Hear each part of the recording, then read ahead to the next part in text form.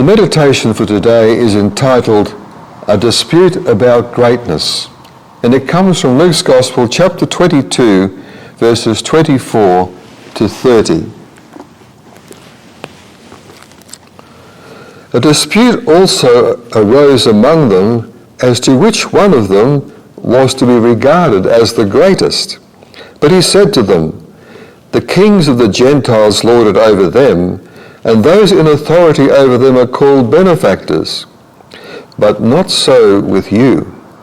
Rather, the greatest among you must become like the youngest, and the leader like one who serves.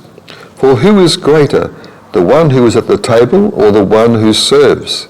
Is it not the one at the table? But I am among you as one who serves.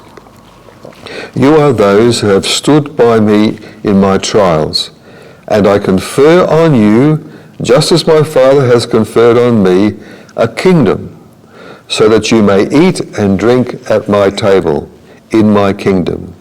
And you will sit on the thrones, judging the 12 tribes of Israel." Jesus' startling revelation that one of those sharing the fellowship around the table would betray him threw the disciples into distress and confusion. In Luke's Gospel, they are asking each other, who would be capable of such an outrageous act?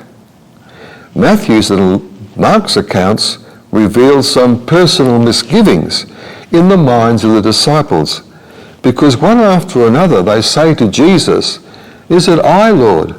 Am I the one?" At times of crisis, self-doubts arise.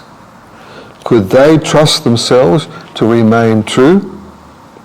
Luke records in verse 21 that Jesus indicated that he knew that he was to be betrayed by one of his disciples. Discussion about who that could be degenerated into an argument as to who was the greatest among them. The disciples seemed interested in appearing to be great in the eyes of others. Gentiles liked being glorified as public benefactors. A title was usually given to princes, Roman emperors, or gods.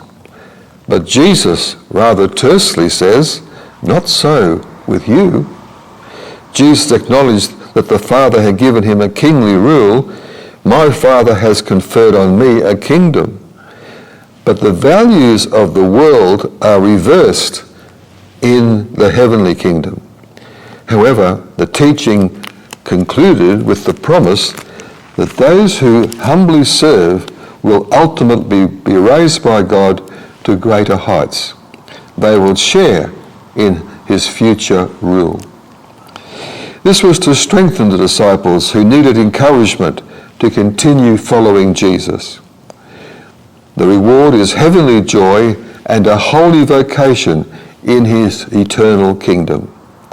But in this life, we are to be servants of our servant Lord. Reflect on this. In the midst of crisis, Jesus exemplified humble service and taught against status seeking in the eyes of the world. Can we serve each other without worrying whether it is acknowledged or not? Jesus perceived that the crisis was such that the disciples needed some incentive to strengthen their resolve. How strongly does the blessings of the present kingdom and the promise of the future kingdom influence us and our faith? Let's pray. Dear Lord, help us to follow you in humble service for each other and to enjoy the blessings of your kingdom of love here and now. May our faith be strengthened by your promises about the glorious kingdom to come. Amen.